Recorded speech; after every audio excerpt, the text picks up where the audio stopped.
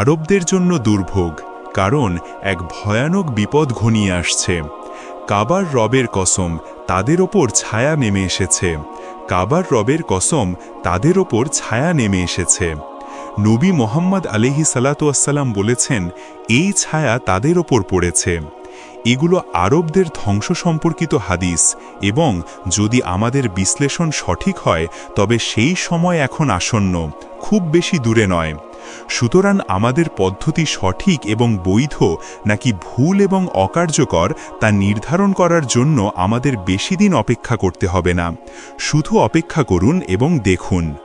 الحمد لله وكفى والصلاة والسلام على عباده الذين اصطفى خصوصا على أفضلهم وخاتم النبيين محمد الأمين وعلى آله وصحبه أجمعين وبعد।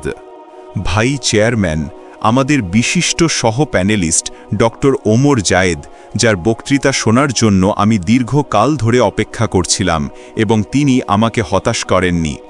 ভাই ও বোনেরা, পুত্র ও কন্যারা, এবং এখানে আমার দুজন নাতি এবং সম্ভবত একজন ভবিষ্যৎ জামাতাও উপস্থিত আছে। আসসালামু আলাইকুম ওয়ারাহমাতুল্লাহ। ইসলামী পরকাল তত্ত্বের একটি ভূমিকা এবং আমরা কিভাবে একে গুপ্তবিদ্যা, গোপন সংগঠন এবং সেই সব প্রতীকের সাথে যুক্ত করব যা এত অশুভ শক্তিকে তুলে ধরে। আল্লাহ সুবহানাহু ওয়া তাআলা কোরআনের সূরা আল হাদিদের একেবারে শুরুতে যে সূরার নাম লোহা ও ইস্পাত, তিনি বলেছেন, হুয়াল আউয়ালু ওয়াল আখিরু ওয়াজ যাহিরু ওয়াল বাতিন। তিনিই প্রথম এবং তিনিই শেষ, এবং যা কিছু প্রকাশ্য এবং যা কিছু গোপন। এটা ইঙ্গিত দেয় যে আমরা যদি সত্যকে ভেদ করতে চাই, কারণ তিনিই সত্য, তিনি আল হক, আমরা যদি সত্যকে ভেদ করতে চাই এবং ঐতিহাসিক প্রক্রিয়ার মধ্য দিয়ে চলমান সত্যকে বুঝতে চাই, তবে এটি কোনো খণ্ডকালীন বা আংশিক প্রচেষ্টা হতে পারে না।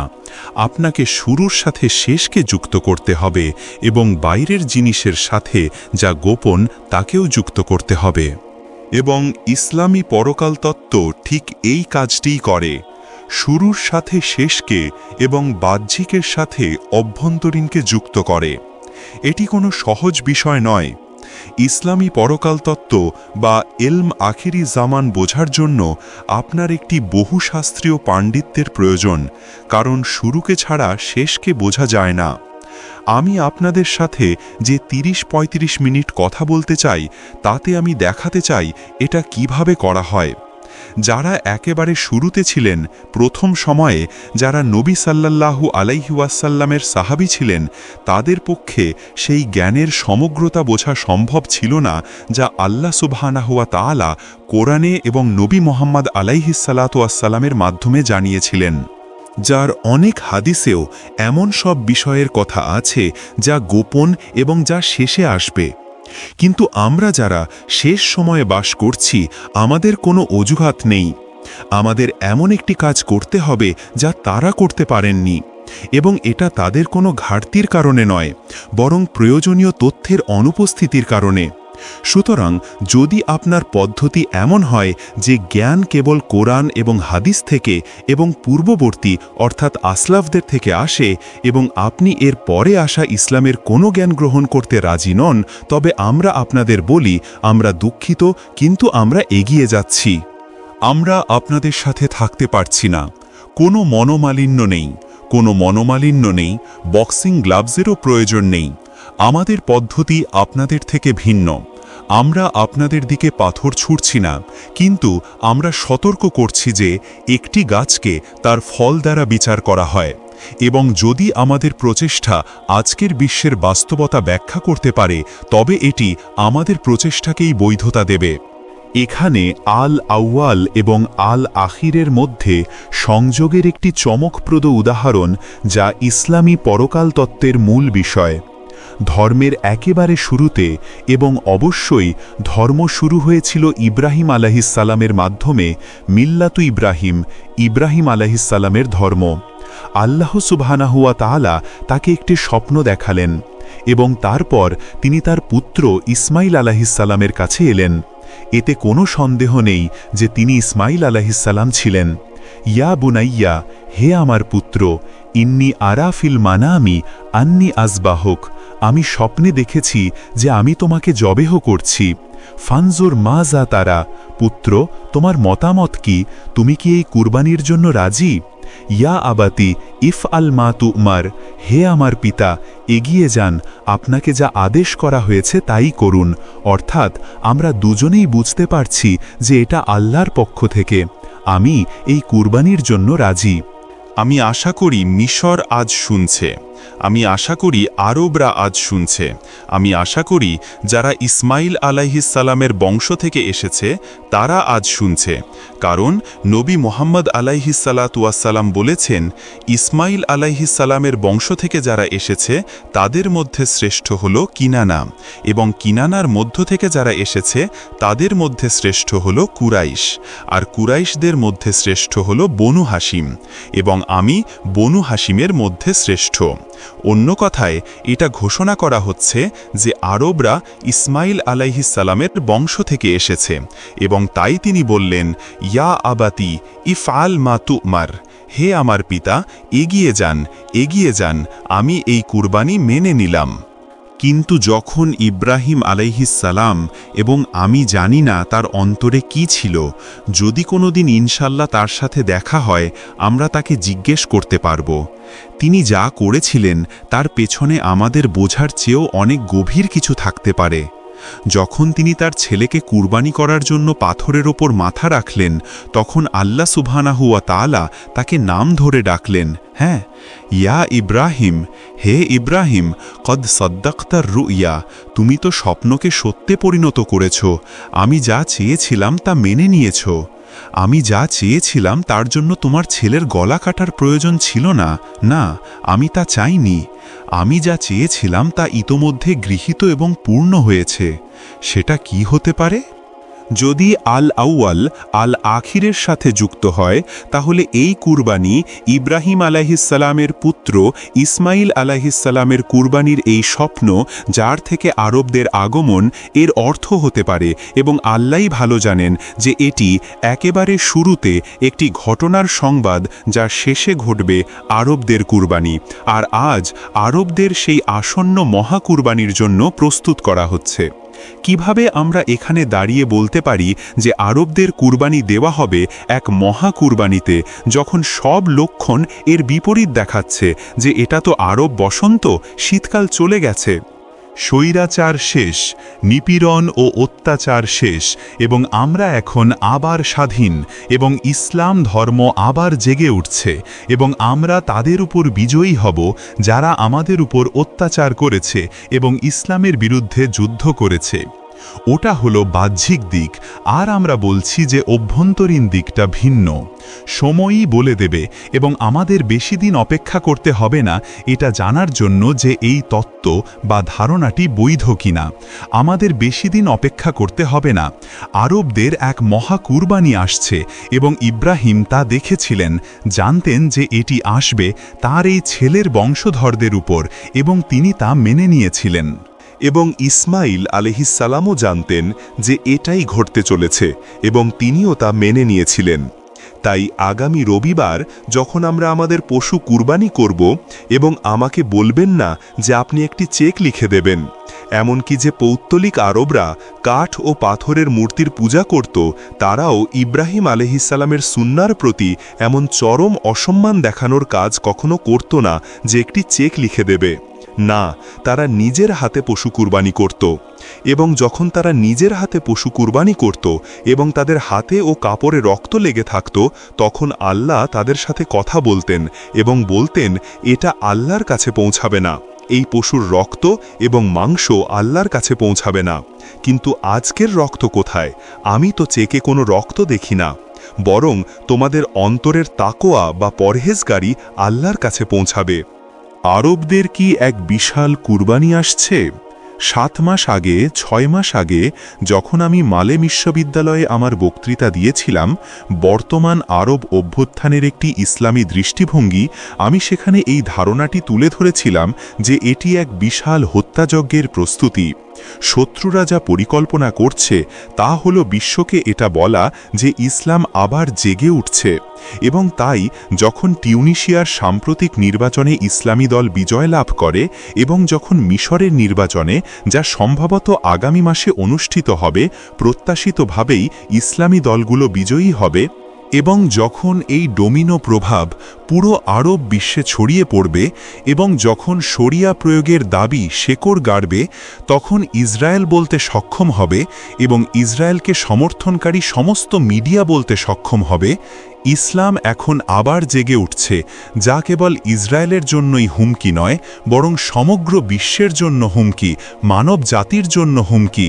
এভাবে ইসলামকে শয়তানি শক্তি হিসেবে চিত্রিত করে ইসলামকে একটি বিপদ হিসেবে এঁকে এবং এর মাধ্যমে সেই মহাযুদ্ধগুলোর ন্যায্যতা প্রতিষ্ঠা করা হবে, যা ইতোমধ্যে পরিকল্পিত, যার মাধ্যমে ইসরায়েল তার ভৌগোলিক সীমানা প্রসারিত করতে সক্ষম হবে। কিন্তু এই বিষয়টি আমরা আমার বই জেরুজালেম ইন দ্য কোরআন থেকে ইতিমধ্যেই জানি, এবং মার্কিন যুক্তরাষ্ট্রের জন্য একটি ফাঁদ পাতা যাতে মার্কিন যুক্তরাষ্ট্র সামরিক পরাজয়ের সম্মুখীন হয়, শুধু মার্কিন ডলারের পতন এবং মার্কিন অর্থনৈতিকের পতনই নয়, তার চেয়েও বেশি কিছু, যাতে ইসরায়েল মার্কিন যুক্তরাষ্ট্রের জায়গা নিতে পারে। তবে আমাদের একটি প্রশ্নোত্তর পর্ব আছে যেখানে আমরা এই বিষয়ে বিস্তারিত আলোচনা করতে পারি। কিন্তু যখন আমরা প্রশ্ন করি ইসরায়েল কেন এসব করতে চাইবে, এবং আমরা উত্তর পাই যে ইসরায়েল বিশ্ব শাসন করতে চায়, যখন তারা ইউরোপে বলেছিল যে আমরা শুধু ইহুদিদের জন্য একটি আবাসভূমি তৈরি করতে চাই, এবং তারা 1917 সালে বেলফোর ঘোষণা জারি করেছিল, আমরা বলি যে ওটা একটা মিথ্যা ছিল। আমরা এখন তোমাদের মিথ্যার সাথে অভ্যস্ত। তোমরা এমন এক জাতি যারা ভয়ঙ্কর মিথ্যা বলো, এবং যাদের মুখ থেকে ক্রমাগত মিথ্যা বের হয়, তাদের হৃদয় সত্য থাকতে পারে না। এমনকি একজন স্কুল ছাত্র এটা বুঝবে। তোমরা যা করতে চেয়েছিলে তা হলো এমন একটি রাষ্ট্র তৈরি করা যা বিশ্বকে শাসন করবে, এবং ইসরায়েল তা থেকে মাত্র কয়েক ধাপ দূরে। কিন্তু ইসরায়েল বিশ্ব শাসন করতে পারবে না যতক্ষণ না সে প্রথমে আরব বিশ্বের ওপর তার রাজনৈতিক ও অর্থনৈতিক আধিপত্য প্রতিষ্ঠা করে। আমরা কিভাবে এটাকে দাজ্জালের উল্লেখ ছাড়া ব্যাখ্যা করতে পারি? আমরা কিভাবে এটাকে ইয়াজুজ ও মাজুজের উল্লেখ ছাড়া ব্যাখ্যা করতে পারি, যা আখেরি জামানার বড় লক্ষণ? তবুও আমাদের সমালোচকরা জোর দিয়ে বলেন যে না, দাজ্জালকে এখনও মুক্তি দেওয়া হয়নি, ইয়াজুজ ও মাজুজকেও মুক্তি দেওয়া হয়নি। যদি আমরা জুলকারনাইনের লোহার তৈরি প্রাচীর খুঁজে না পাই, তবে সম্ভবত এটি মাটির কয়েক মাইল নিচে কোথাও আছে। এটা কি পাণ্ডিত্য? আমরা আমাদের সমালোচকদের অসম্মান করতে চাই না, কিন্তু আমরা বলছি যদি আপনারা এটা মানতে প্রস্তুত না হন যে দাজ্জাল আধুনিক যুগের মূল পরিকল্পনাকারী এবং ইয়াজুজ হল সেই মাধ্যম যার দ্বারা দাজ্জাল পৃথিবীতে তার মিশন চালিয়ে যাচ্ছে, তাহলে আমরা খুবই দুঃখিত। আমরা এগিয়ে যাচ্ছি, আমরা আপনাদের জন্য অপেক্ষা করতে পারবো না। যখনই আপনি দাজ্জালের দিকে ফিরবেন, আপনি অভ্যন্তরীণ জ্ঞানের দিকে, গুপ্তবিদ্যার দিকে ফিরবেন, এবং আপনি প্রতীকের গুরুত্বের দিকেও ফিরবেন, যে ক্ষেত্রে ডক্টর ওমর জায়েদ আমাদের জন্য অত্যন্ত মূল্যবান, কারণ তিনি এমন গবেষণা করেছেন যা আমরা করতে পারিনি, এবং আল্লাহ তাকে সেই গবেষণা চালিয়ে যাওয়ার তৌফিক দিন। কিন্তু এই দুটিকে একত্রিত করতে হবে, প্রথম এবং শেষ, বাইরের এবং ভেতরের। প্রতীকের একটি উদাহরণ, এবং এটি হাদিসে আছে, এবং আমি শেষ করার সাথে সাথেই প্রশ্নগুলো ডক্টর জায়েদের দিকে যাবে, আমি এখনই জানি। দাজ্জাল তার বাম চোখ দিয়ে দেখে, সে ডান চোখে অন্ধ, তার চোখটা ফোলা আঙুরের মতো। আপনি কি কল্পনা করতে পারেন এখন কতগুলো প্রশ্ন আসবে ডক্টর জায়েদ? তার দুই চোখের মাঝখানে কপালে কাফির শব্দটি লেখা থাকবে, এবং প্রত্যেক মুমিন তা পড়তে পারবে, সে কতিব অর্থাৎ শিক্ষিত হোক বা গাইরু কতিব অর্থাৎ নিরক্ষর হোক। আমি এই প্রতীকটি আপনাদের কাছে রেখে গেলাম। আবার সেই হত্যাযজ্ঞের কথায় ফিরে আসি। আমরা বলছি যে আরবদের একটি বিশাল হত্যাযজ্ঞের জন্য প্রস্তুত করা হচ্ছে। এই তত্ত্বকে সমর্থন করার জন্য ইব্রাহিম আলাইহিসসালামের সেই স্বপ্ন ছাড়াও আর কিছু কি আছে? হ্যাঁ, আছে।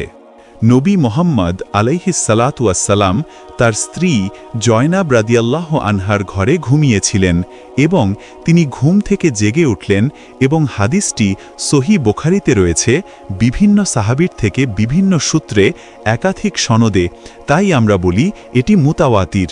তিনি ঘুম থেকে জেগে উঠলেন।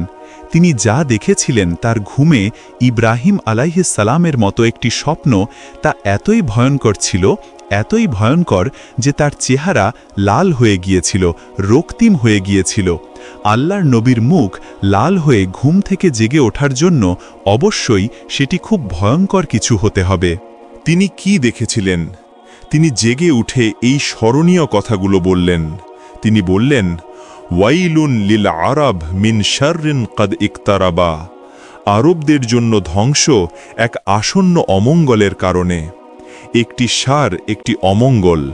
তার মুখ এত লাল হয়ে যাওয়ার কারণ হিসাবে এটা কোনো সাধারণ অমঙ্গল হতে পারে না। এটি অবশ্যই একটি খুব বড় অমঙ্গল যা এখন নিকটবর্তী। এবং তারপর তিনি এভাবে হাত তুলে বললেন, আজ।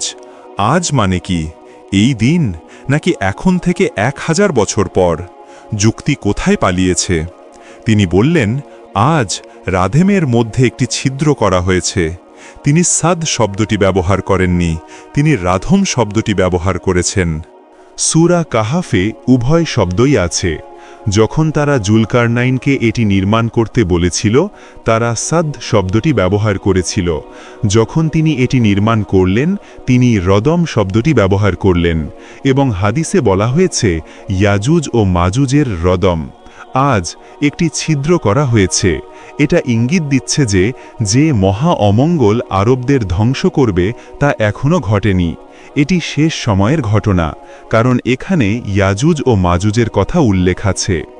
এই মহা বিপর্যয়টি কি যা আরবদের উপর আসছে? এই মহা ধ্বংসযজ্ঞটি কি যা আরবদের উপর আসছে, যা এখনও আসেনি? আজ ইসলামে পাণ্ডিত্য কোথায়? আপনারা কেন এই প্রশ্নগুলো করছেন না? এবং আমি মালয়েশিয়ার উলামাদের জিজ্ঞাসা করছি না, আমি ইন্দোনেশিয়ার উলামাদের জিজ্ঞাসা করছি না, আমি আরব উলামাদের জিজ্ঞাসা করছি। তিনি জিজ্ঞাসা করলেন, কে? জয়নাব রাদিয়াল্লাহু আনহা। আনুহলিকা, আমরা কি ধ্বংস হয়ে যাব? আনুহলিকা, হালাকা, ধ্বংস করা। হ্যাঁ, আমরা কি ধ্বংস হয়ে যাব? এই শব্দটি তিনি জিজ্ঞাসা করেছিলেন। আমাদের মধ্যে সৎ লোক থাকা সত্ত্বেও কি আমরা আরবেরা ধ্বংস হয়ে যাব? হাদিসটি সহিহ বুখারীতে রয়েছে। তিনি বললেন, নাআম, হ্যাঁ।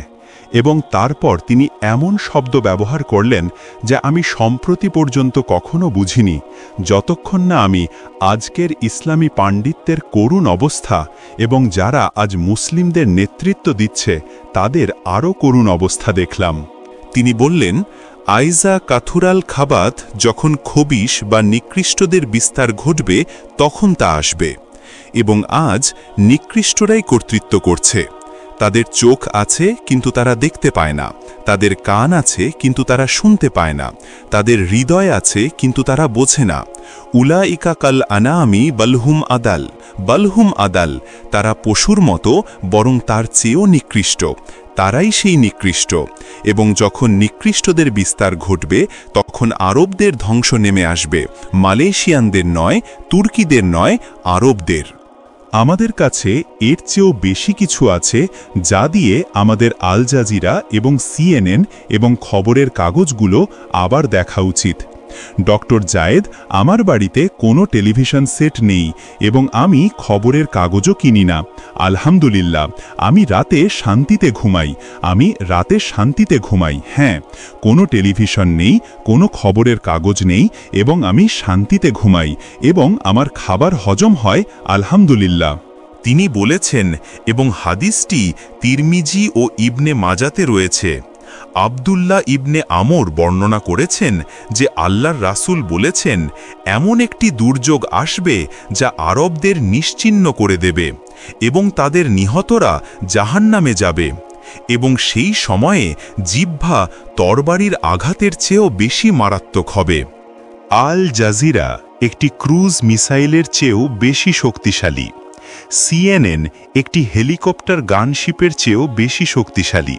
হ্যাঁ, তথ্য মাধ্যম তরবারির চেয়ে অনেক বেশি শক্তিশালী হবে।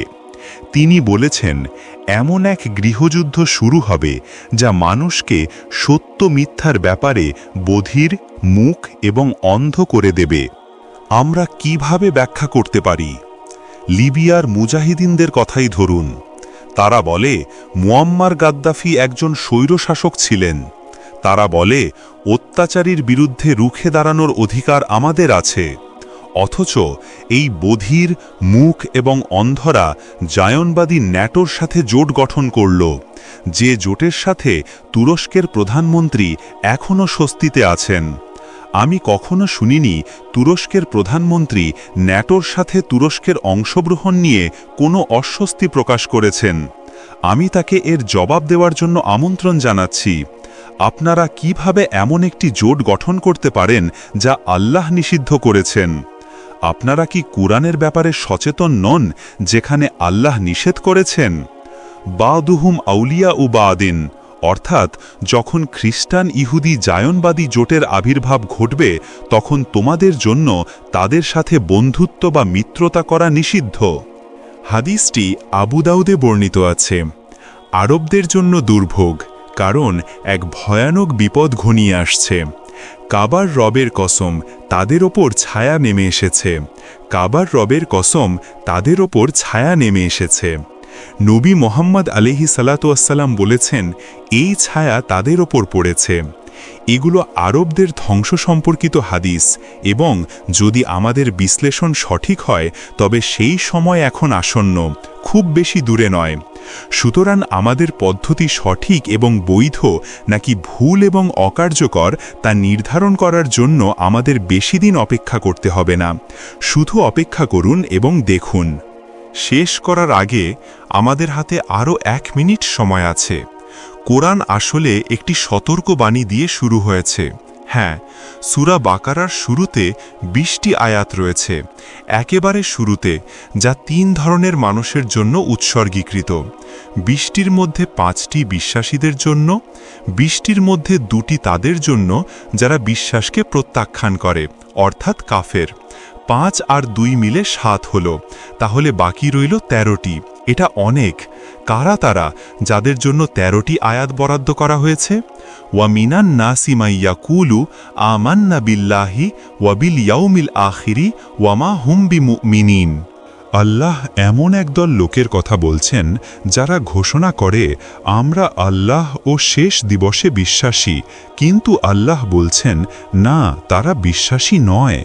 তাদের কিছু ট্রেডমার্ক বা পরিচায়ক বৈশিষ্ট্য আছে। ইউখাদিউনাল্লাহা ওয়াল্লাযীনা আমানু। তাদের ট্রেডমার্ক হল প্রতারণা। যখন তাদের বলা হয় পৃথিবীতে ফাসাদ সৃষ্টি করো না, তারা বলে, না, আমরাই তো শান্তিকামী। আমরা এই ধরনের কথার সাথে পরিচিত, তাই না?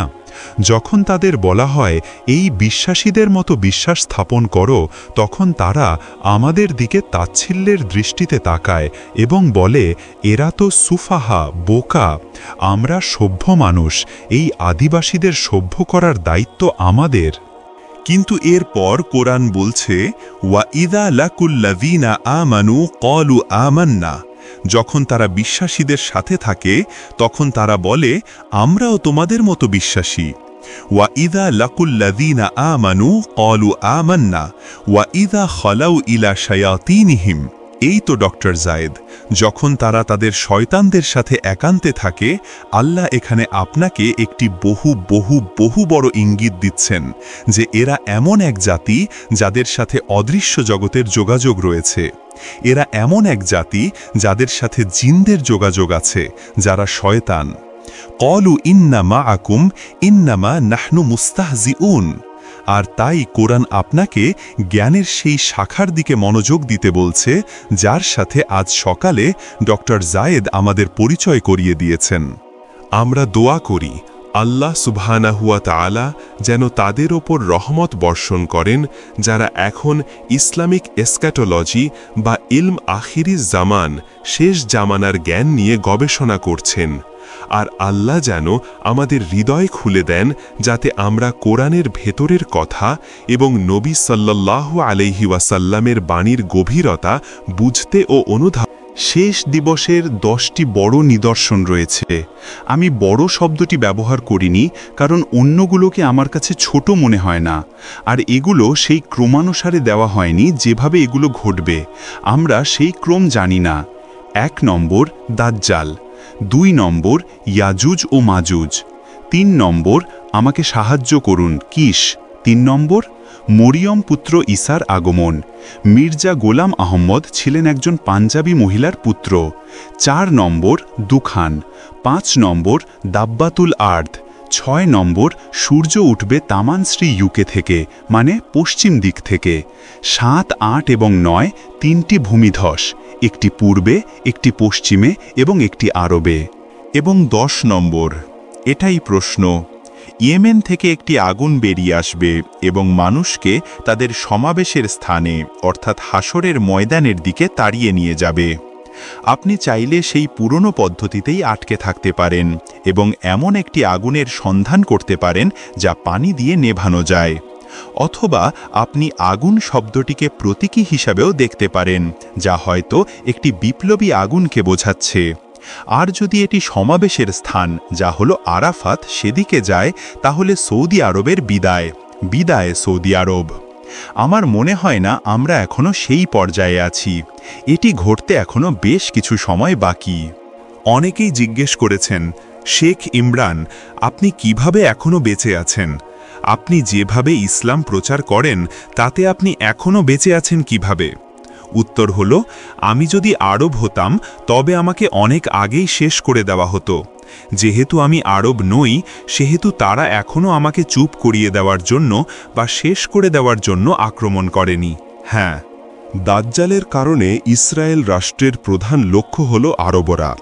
আমি আমার বক্তব্যে এটা উল্লেখ করেছি। ইসরায়েল যদি বিশ্ব শাসনের দাবি করতে চায়, যাতে প্যাক্স জুডাইকা বা ইহুদি শান্তি প্যাক্স আমেরিকানা আমেরিকান শান্তির স্থলাভিষিক্ত হতে পারে এবং সেই দাবিতে কিছুটা বিশ্বাসযোগ্যতা আনতে চায়, তবে ইসরায়েলকে প্রথমে আরবদের ওপর তার রাজনৈতিক ও অর্থনৈতিক আধিপত্য দৃঢ়ভাবে প্রতিষ্ঠা করতে হবে। আমি এটা আমার বক্তব্যে বলেছি। তাই বাকি মুসলিম বিশ্ব ইসরায়েলের কাছে কেবল প্রান্তিক গুরুত্ব বহন করে। আরব বিশ্বই তাদের কাছে প্রধান গুরুত্বপূর্ণ, আর এ কারণেই আক্রমণটা আরবদের ওপরই হবে। আমি লক্ষ্য করছি এখানে আমাদের মধ্যে যারা আরব আছেন তাদের মধ্যে কয়েকজনের মুখ খুব বিষণ্ণ দেখাচ্ছে, খুব বিষণ্ণ চেহারা। তো আমি আপনাদের একটি সান্ত্বনার বাণী শোনাই। দুঃখিত, আমি ওসব করি না। আর তা হলো, আরবদের ধ্বংসকে শুধু ঐশ্বরিক শাস্তি হিসেবে ব্যাখ্যা করা উচিত নয়। এর মধ্যে অবশ্যই শাস্তির একটি অংশ আছে, কিন্তু তা শুধু আরবদের জন্য নয়। আমার কাছে মনে হয়, এবং আল্লাহই ভালো জানেন, যে এটা এক ঐশ্বরিক পরিকল্পনার অংশ। হ্যাঁ, যে বিশ্বাসীরা সংগ্রাম করছে। গতকাল ফিলিস্তিন থেকে আমার কাছে একটি ইমেইল এসেছে এবং তিনি গর্জন করে বলছিলেন, কেন কেন কেন আমাদের আরও বেশি কষ্ট ভোগ করতে হবে? শেখ, আমরা তো ইতিমধ্যেই অনেক কষ্ট করেছি, আর আপনি বলছেন যে আরও বড় দুর্ভোগ আসছে। আপনি যদি সেই ইমেইলটি পড়তেন, আপনিও কাঁদতেন। হ্যাঁ, এটা আল্লাহর পরিকল্পনারই অংশ, যে আল্লাহর জন্য তোমরা কোনো কষ্টই বৃথা ভোগ করবে না, বরং তোমাদের পুরস্কৃত করা হবে। সুতরাং আজ চোখে পানি আছে, কিন্তু কাল আপনারা হাসবেন। তাই হ্যাঁ, আরবদের জন্য একটি ঐশ্বরিক নির্ধারিত ধ্বংস আসছে, কিন্তু এতে হতাশ হয়ে পড়া উচিত নয়। বরং আমাদের হৃদয়কে ঐশ্বরিক প্রজ্ঞার সামনে আত্মসমর্পণে নত করা উচিত, যে একটি বৃহত্তর কল্যাণ সাধনের জন্য। সেই বৃহত্তর কল্যাণ কি? এই আয়াতটি শুনুন, এটি আপনার হৃদয়কে আনন্দে ভরিয়ে দেবে। وَإِذْ تَعَزَّنَ رَبُّكَ لَيَبْعَثَنَّ عَلَيْهِمْ إِلَى يَوْمِ الْقِيَامَةِ مَن يَسُومُهُمْ سُوءَ الْعَذَابِ। এবং তোমার রব ঘোষণা করেছেন যে তিনি এখন তাদের বিরুদ্ধে এমন লোকদের পাঠাবেন যারা শেষ দিন পর্যন্ত তাদের উপর নিকৃষ্টতম শাস্তি আরোপ করতে থাকবে। সেই নিকৃষ্টতম শাস্তির বর্ণনা নবী মুহাম্মদ আলাইহিস সালাতু ওয়াসসালাম মাত্র কয়েকটি শব্দে দিয়েছেন। হাদিসটি সহিহ বুখারীতে আছে, লা তুকাতিলুন্নাল ইয়াহুদ, তোমরা অবশ্যই ইহুদিদের সাথে যুদ্ধ করবে। আর অবশ্যই যদি আপনি অলস মানুষের ত্রুটিপূর্ণ পদ্ধতি ব্যবহার করেন তাহলে আপনি বলবেন যে নবী সমস্ত ইহুদিদের কথা বলছেন। ওহ না, এটা বোকামি, এভাবে জ্ঞানার্জন করা যায় না। না, তিনি সমস্ত ইহুদিদের কথা বলছেন না। লা তুকাতিলুন্নাল ইয়াহুদ ওয়ালা তাকতুলুন্নাহুম, এবং তোমরা অবশ্যই তাদের পরাজিত করবে। হাত্তা ইয়াকুল আল হাজার, এমনকি সেই সময় পাথরও কথা বলবে। কিন্তু পাথর কথা বলার আগে আমাদের কষ্ট ভোগ করতে হবে, আমাদের কষ্ট করতে হবে। লা তুকাতিলুন্নার ইয়াহুদ ওয়ালা তাকতুলুন্নাহুম হাত্তা ইয়াকুল আল হাজার, সেই সময় পাথর কথা বলবে। ইয়া মুসলিম হাযা ইয়াহুদিয়ুন ওয়ারাই ফাতাআলা ফাকতুল, হে মুসলিম, আমার পেছনে একজন ইহুদি লুকিয়ে আছে, এসো এবং তাকে হত্যা করো। সুতরাং আগামীকাল তারা পালাবে। আজ তারা পৃথিবীতে এত দম্ভভরে পা ফেলছে এবং এত ভয়াবহ নিপীড়ন চালাচ্ছে এবং প্রতারণার মাধ্যমে বিশ্বকে কলুষিত করছে, কিন্তু আগামীকাল তারা পালাবে এবং গাছ ও পাথরের আড়ালে লুকাবে। কিন্তু আগামীকাল এমনকি গাছ ও পাথরও কথা বলবে এবং বলবে, এসো তাকে হত্যা করো। একদা যখন মার্কিন যুক্তরাষ্ট্রে স্বাধীনতা ছিল, আমি নিউ ইয়র্কের স্টেট ইউনিভার্সিটি অফ স্টোনি ব্রুককে একটি বক্তৃতা দিয়েছিলাম। বাহ, ইহুদিরা আমার সামনেই বসেছিল আর আমি এই হাদিসটি উদ্ধৃত করেছিলাম। এটা ৯/১১ আগের ঘটনা। আর তারা রেক্টর অর্থাৎ ভাইস চ্যান্সেলরের কাছে গিয়ে আমার বিরুদ্ধে অভিযোগ করেছিল, সে ইহুদিদের হত্যা করতে উস্কানি দিচ্ছে। আর আমাদের জবাব ছিল, যদি আমাদের কোরআন ও হাদিস উদ্ধৃত করার স্বাধীনতা না থাকে তাহলে দয়া করে আপনাদের এই মার্কিন যুক্তরাষ্ট্রে আমাদের তা জানিয়ে দিন। ভাইস চ্যান্সেলর কিছুই করতে পারেননি, তিনি আমার সাথে যোগাযোগ করার চেষ্টাও করেননি। সুতরাং এই মহান বিজয়ের আগে লা ইয়াবআসান্না আলাইহিম ইলা ইয়াউমিল কিয়ামাতি মান ইয়াসুমুহুম সুআল আযাব, আমি তাদের বিরুদ্ধে শেষ দিন পর্যন্ত এমন লোকদের পাঠাতে থাকব যারা তাদের ওপর নিকৃষ্টতম শাস্তি দেবে। এই ঘটনা ঘটার আগে, এটি ঘটার জন্য তিনি নবী ইব্রাহিম আলাইহিসসালামকে সেই স্বপ্ন দেখিয়েছিলেন, তোমাকে তোমার ছেলেকে কোরবানি দিতে হবে, তুমি কি সেই কোরবানির জন্য প্রস্তুত? নবী ইব্রাহিম আলাইহিসসালাম বললেন, হ্যাঁ, আমি এর জন্য প্রস্তুত। এবং নবী ইসমাইল আলাইহিসসালাম বললেন, হ্যাঁ, আমিও এর জন্য প্রস্তুত। আর তাই আরবদেরও এর জন্য প্রস্তুত থাকতে হবে। ক্রুসেডের উদ্দেশ্য ছিল দুটি। একটি ছিল জাদুবিদ্যা সম্পর্কিত উদ্দেশ্য, তারা এমন কিছুর সন্ধানে ছিল। আর দ্বিতীয়টি ছিল একটি রাজনৈতিক উদ্দেশ্য। ক্যাথলিক চার্চ সেই নির্দিষ্ট সময়ে, যদিও এটি ৯ম শতাব্দীর আগে পুরোপুরি ক্যাথলিক হয়ে ওঠেনি, ইউরোপের সিংহাসনগুলোর ওপর তার রাজনৈতিক নিয়ন্ত্রণ হারাচ্ছিল। আর ইউরোপীয়দের জন্য সেটা খুব খারাপ একটা সময় ছিল। তাই তারা পোপের অধীনে ইউরোপকে একত্রিত করার সিদ্ধান্ত নেয়, এই ক্রুসেডগুলো পরিচালনা করে। আর এটি একটি নতুন যুগের সূচনা করেছিল, যা প্রায় ১০০০ বছর স্থায়ী হয়েছিল।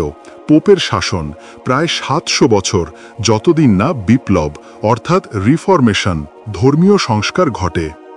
এগুলো ছিল অন্ধকার যুগ, ডার্ক এজেস, আর মধ্যযুগের সূচনা এবং কিছু জায়গায় যাকে তারা রেনেসা বলে তার শুরু। পোপের ক্ষমতাধররা তাদের ক্ষমতা সুসংহত করতে চেয়েছিল। আর যখন আমি পোপের ক্ষমতাধর বলি, তখন আমি আসলে কি বোঝাই?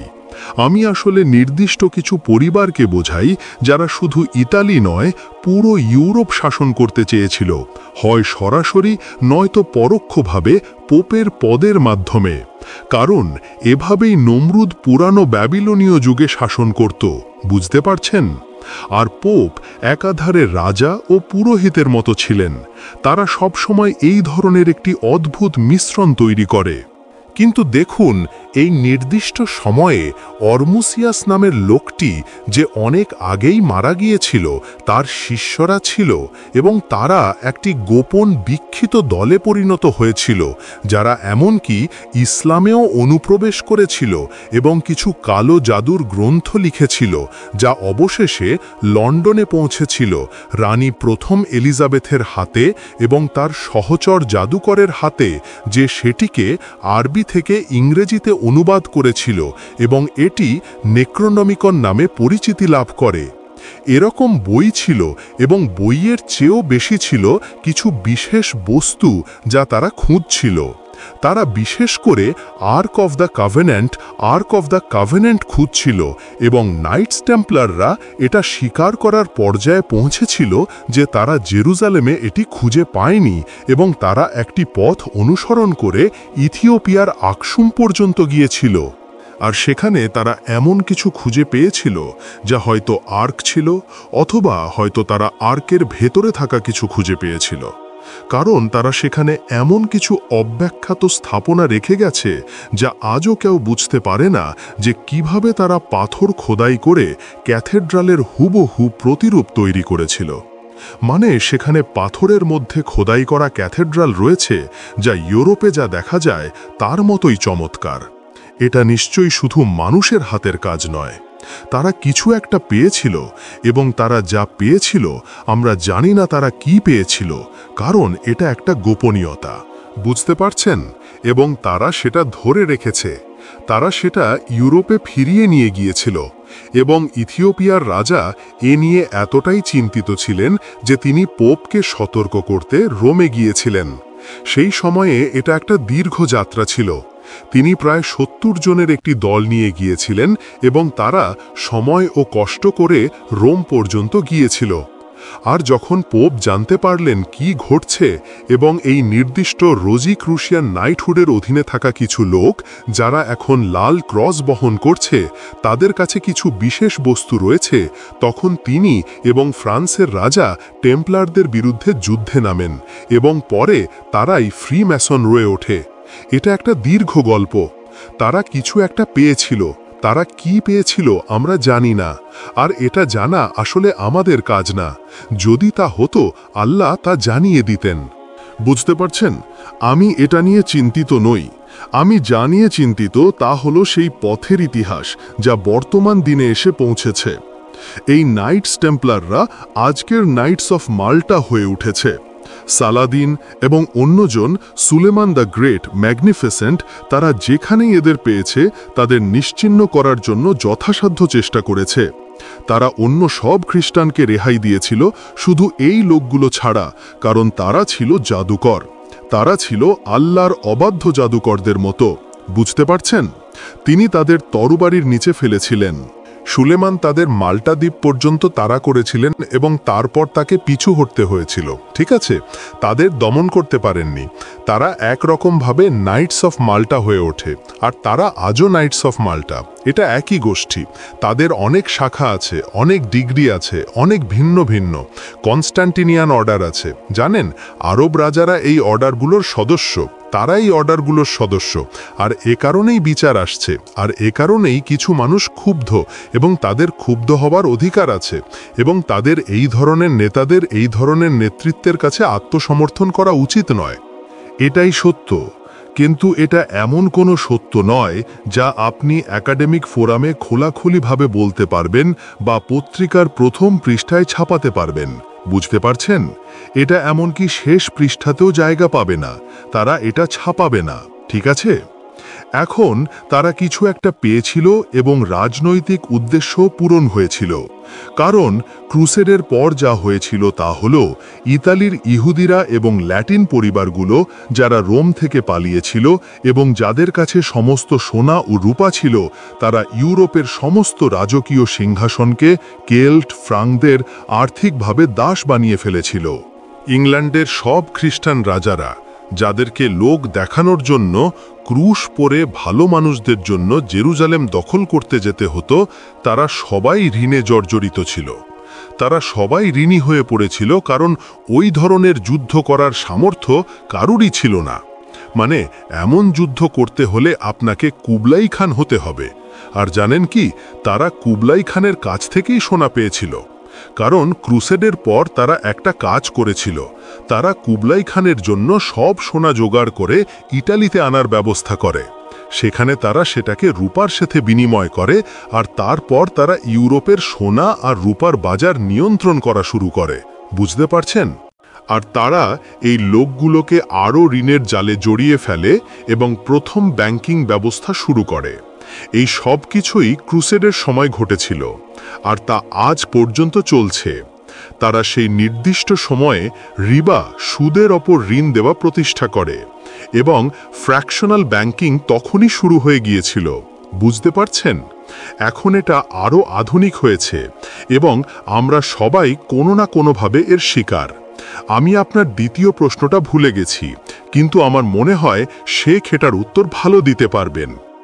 দ্বিতীয় প্রশ্নটা ছিল, এটা কি সম্ভব যে যখন পাথর কথা বলবে সেই সময়ে পৃথিবীতে এমন কোনো ইহুদি আর বেঁচে থাকবে না যারা ইসরায়েল এবং তার অত্যাচারের বিরুদ্ধে দাঁড়াবে? আমি মনে করি আমাদের জন্য এটা একটা ভালো কৌশল এবং প্রজ্ঞার পরিচায়ক হবে যদি আমরা আশাবাদী হয়ে কথা বলি, ইতিবাচকভাবে কথা বলি এবং এটা স্বীকার করি যে আজও পৃথিবীতে এমন ইহুদি আছেন যারা অত্যাচারের বিরুদ্ধে দাঁড়ান, যারা ইসরায়েলের নিন্দা করেন, এবং এই আশা প্রকাশ করা যে এটা ততদিন পর্যন্ত চলতে থাকবে যতদিন না ইসরায়েলকে ইতিহাসের আস্তাকুড়ে নিক্ষেপ করা হয়। আমি শুধু একটা জিনিস যোগ করতে চাই, কারণ শহরটার নাম আমার এই মুহূর্তে মনে পড়ল। এটা ভেনিস। ভেনিস। ভেনিসের ইহুদিরা, ভেনিসের রোমানরা, তারা সবাই ইহুদি ছিল না। কারণ হয়েছিল কি, অ্যালারিক যখন রোম আক্রমণ করে ধ্বংস করে দিয়েছিল, তখন একজন রোমান সম্রাট ঘোষণা করেছিল যে রাজ্যের সমস্ত নারী সরাসরি তার অধীনস্থ থাকবে, তাদের বাবা বা স্বামীর নয়। আর এটা ঘটার পর ঈশ্বর রোমানদের নিশ্চিহ্ন করে দেন এবং রোম ধ্বংস করে দেন। আর যখন এটা ঘটল, তখন যে ইহুদিরা এবং ধনী রোমান সিনেটাররা পালাতে পেরেছিল, তারা সবাই ভেনিসে পালিয়ে যায়। হ্যাঁ, এটা ক্রুসেডের প্রায় 500 বছর আগে ঘটেছিল, আর সেই সময়টাকেই আমরা অন্ধকার যুগ বলি, ঠিক আছে? তখন বেশিরভাগ জায়গায় ছিল অরক্ষিত, আর তারা ভেনিসে তাদের অবস্থান মজবুত করে, কারণ রোমের যত সোনা রূপা ছিল সবই তাদের কাছে ছিল। তারা রোমের সব সম্পদ ভেনিসে নিয়ে গিয়েছিল, ঠিক আছে, যাতে হোনরা সেগুলো না পায়। ওরা কিছু অংশ পেয়েছিল, কিন্তু বেশিরভাগটা পায়নি।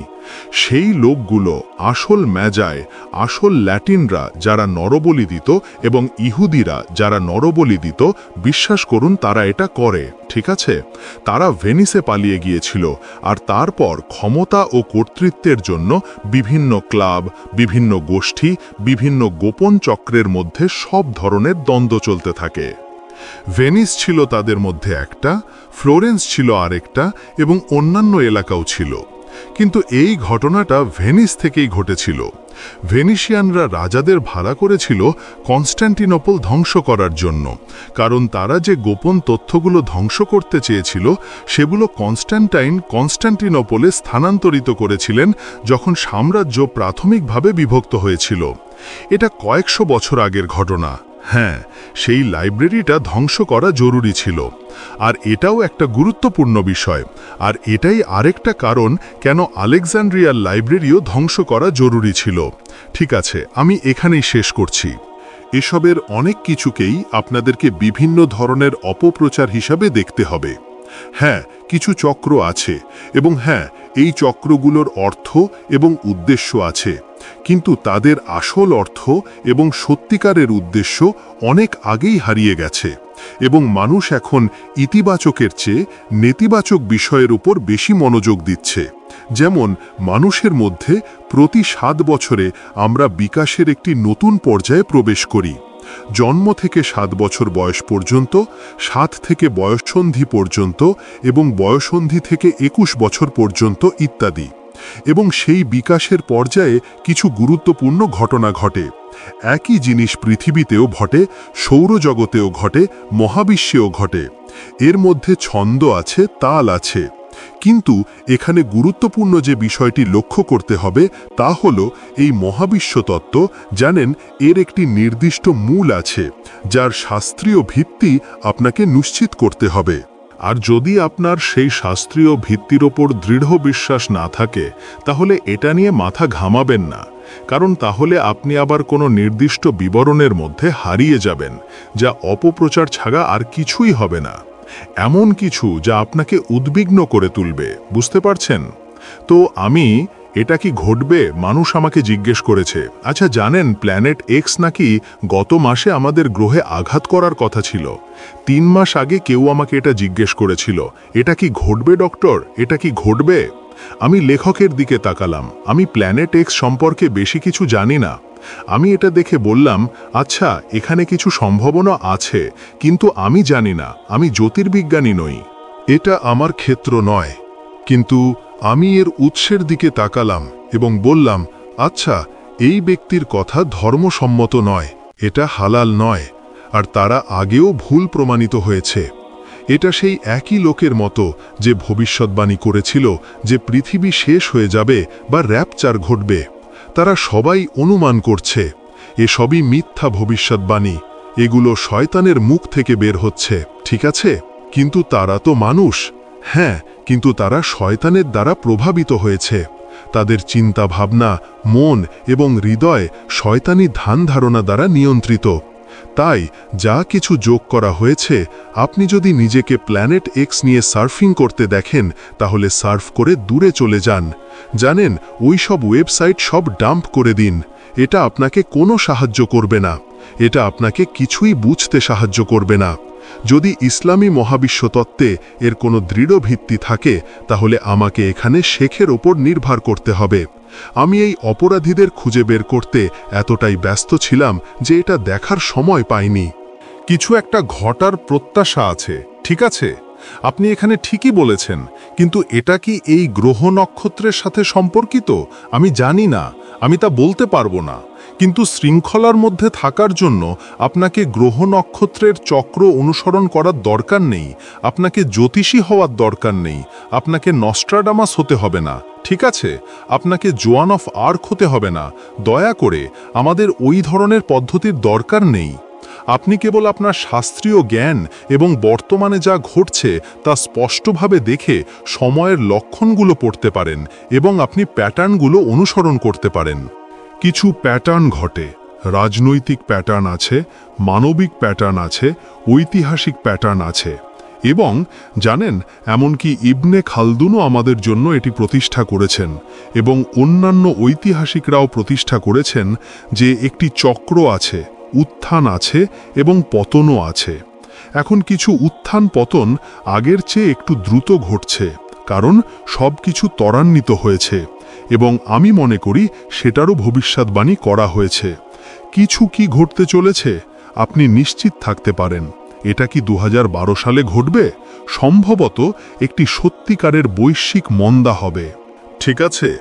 এমন কিছু যা 1933 সালের মন্দাকে এর সামনে নস্যি মনে হবে, ঠিক আছে? আর সেটা ঘটতে চলেছে।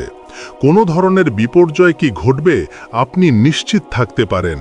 সেটা আল্লাহ আরবকে গ্রাস করে ফেলুন বা পৃথিবী দ্বিবিভক্ত হয়ে লস অ্যাঞ্জেলেসের সেই শয়তানের আস্তানাকে শেষ করে দিক, আমি জানি না। তবে আপনি নিশ্চিত থাকতে পারেন যে কিছু একটা ঘটবে এবং হয়তো কোনো আমেরিকান শহরের সম্পূর্ণ পারমাণবিক ধ্বংসযজ্ঞ হবে। হয়তো নিউ ইয়র্ক অদৃশ্য হয়ে যাবে, হয়তো এটি পুড়ে ছাই হয়ে যাবে, আমি জানি না। তবে আপনি নিশ্চিত থাকতে পারেন যে 9/11-র চেয়ে বড় কিছু খুব শীঘ্রই ঘটবে। 2012 হতে পারে, নাও হতে পারে। মন্দা অবশ্যই ঘটবে। তাই আপনার অর্থের ওপর ভরসা করবেন না। আপনার বাড়িতে চাল রাখুন, মজুত করুন এবং যদি নবীর কথা মতো পাহাড়ে পালিয়ে যেতে পারেন তবে যান। আমার মনে হয় না আমার কথা সঠিকভাবে উদ্ধৃত করা হচ্ছে। আমি কখনো এমন কিছু বলিনি। আমি যা বলেছি তা হল, হারুন ইয়াহিয়া যা লিখেছে তা খুব সহজেই ইসরায়েলি মোসাদের কাছ থেকে আসতে পারত, কারণ এর মধ্যে মিল রয়েছে, মিল থাকার কারণে। এবং আমি হারুন ইয়াহিয়াকে অভিযুক্ত করি এবং আমি সাধারণত কারো নাম ধরে ডাকি না, এটা আমার স্বভাব নয়, কিন্তু আমাকে এই লোকটার নাম ধরে ডাকতে হয়েছে। আমি জানি না সে কে, কিন্তু সে এই হারুন ইয়াহিয়া নামের আড়ালে ঘুরে বেড়ায়, কারণ আমি একটি গুরুতর বিপদ উপলব্ধি করেছি ইমাম আল মাহাদি এবং শেষ জামানা নিয়ে তার বইয়ে।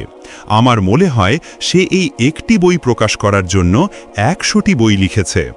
99 বা 95% ছিল বিশ্বকে চমকে দেওয়ার জন্য, আর এখানেই ছিল 20, 5% বিষ ঢুকিয়ে দেওয়ার জন্য।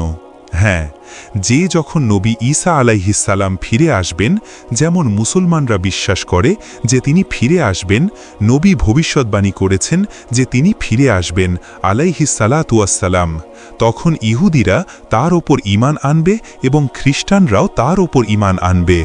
কোরআন বলছে, লা ইউমিনান্না বিহি ক্বাবলা মাউতিহি।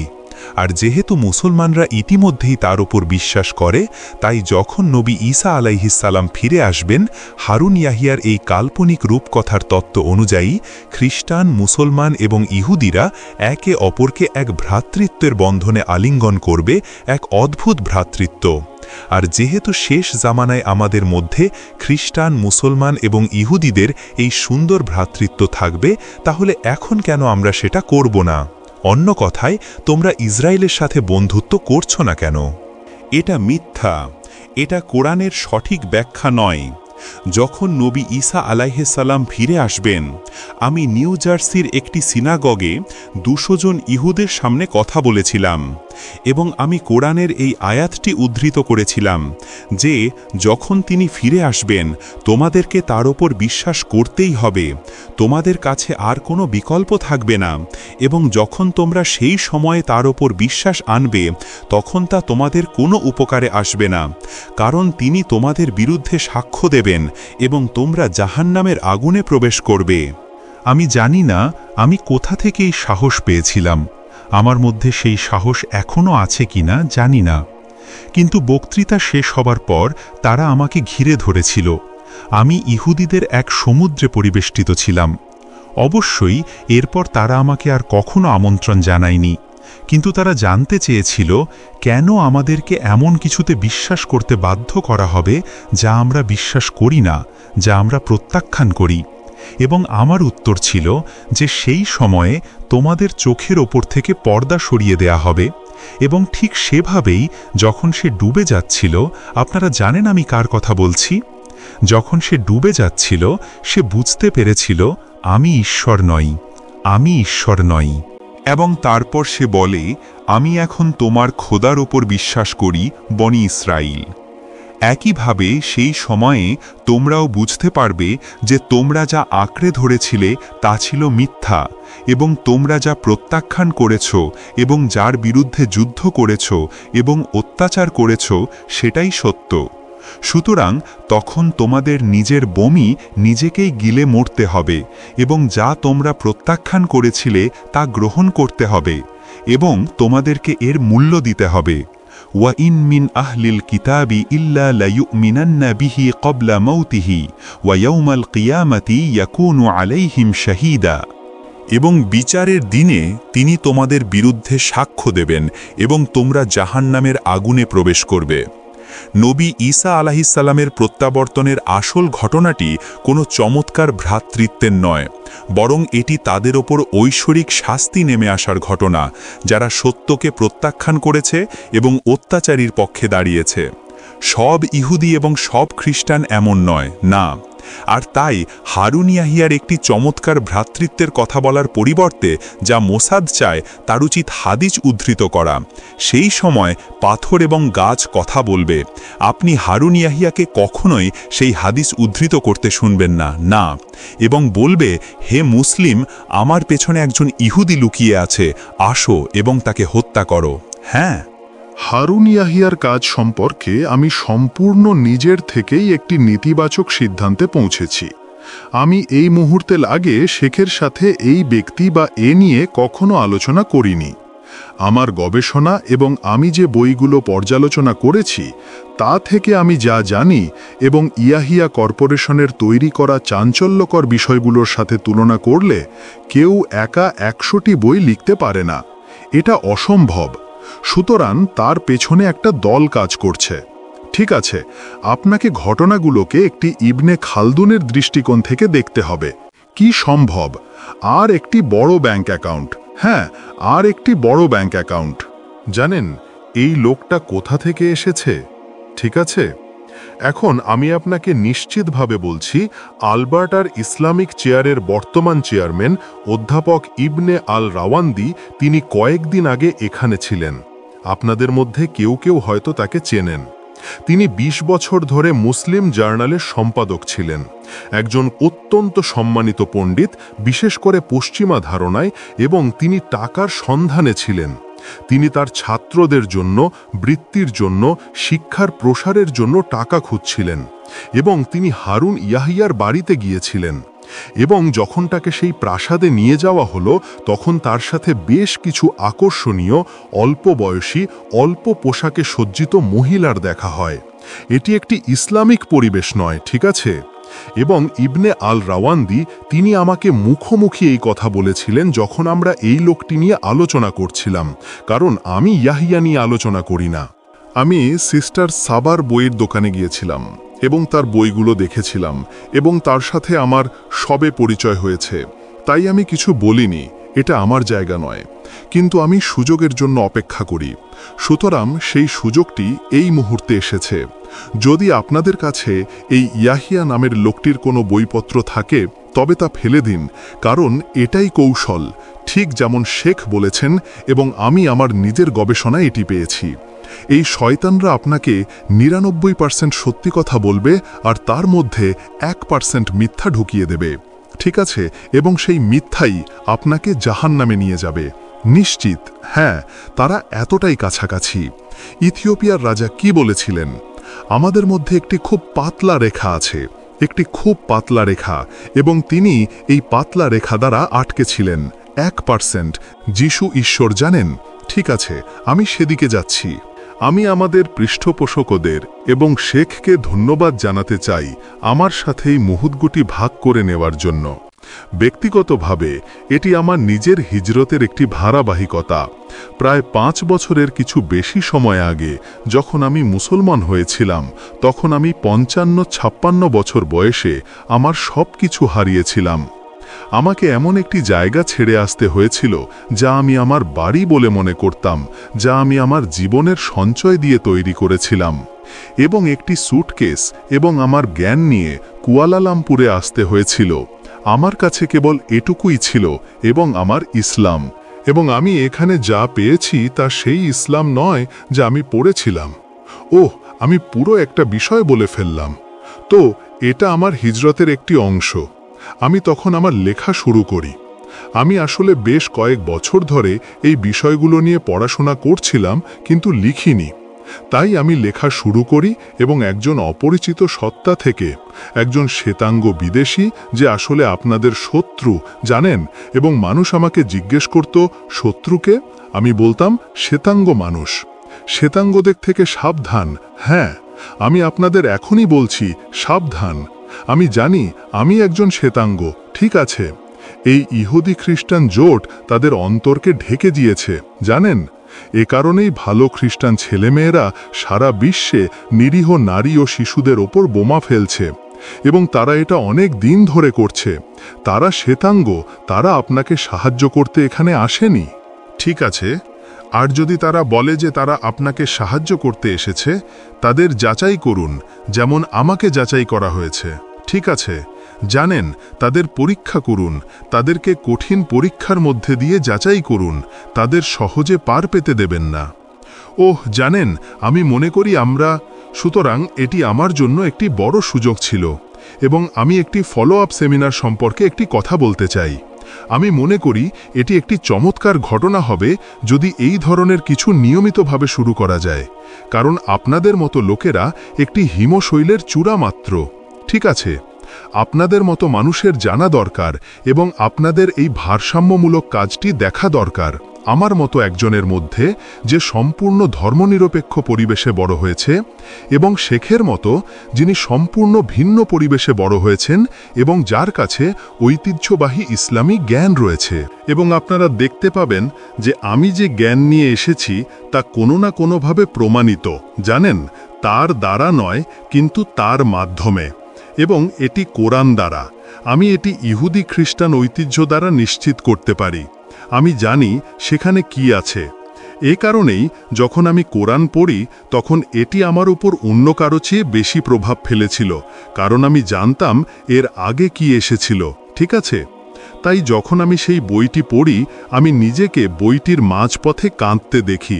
তারপর আমি সেই আয়াতের সম্মুখীন হই যা একজন সত্যিকারের বিশ্বাসী সম্পর্কে বলে যে সে কাঁদে যখন সে এটি পড়ে তখন কাঁদে।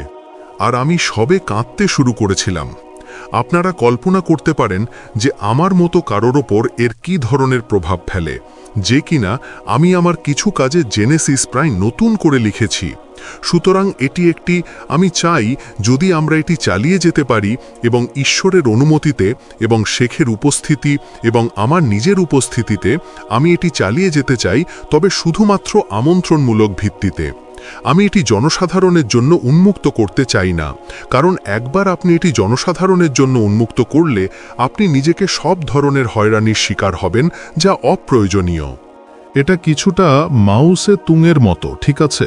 তার ছাত্ররা তাকে বিরক্ত করত, তিনি একটি লাঠি নিয়ে তাদের মারতেন যতক্ষণ না তারা পালিয়ে যেত এবং আর ফিরে আসত না। তিনি তাদের বলতেন, আর ফিরে এসো না। আমাদের ওই রকম ছাত্রের দরকার নেই। শেখ ইমরান এবং আমি, আমাদের বয়স বাড়ছে এবং আমরা এমন লোকদের সাথে আমাদের সময় নষ্ট করতে চাই না যারা সত্যিই শিখতে চায় না। যদি আমরা এটা করি, আমরা এটা এমন একদল ব্যক্তির সাথে করব যারা অনুপ্রাণিত এবং আপনাদের মতো একদল তরুণ, আপনারাই পরবর্তী প্রজন্ম। আমরা শীঘ্রই চলে যাব, জানেন? আপনাদেরকে এটা চালিয়ে যেতে হবে। আপনারা এমন আগুনের মুখোমুখি হতে চলেছেন যা নিয়ে আমরা কেবল কথাই বলছি, ঠিক আছে শেখ? ربنا تقبل منا إنك أنت السميع العليم وتب علينا يا مولانا إنك أنت التواب الرحيم اللهم أنت السلام ومنك السلام تباركت ربنا وتعاليت يا ذا الجلال والإكرام اللهم أرنا الحق حقا وارزقنا اتباعه হে আল্লাহ, দয়া করে আমাদেরকে সত্যকে সত্য হিসাবে দেখান, আমাদেরকে তা সত্য হিসাবে চেনার এবং তা অনুসরণ করার তৌফিক দিন।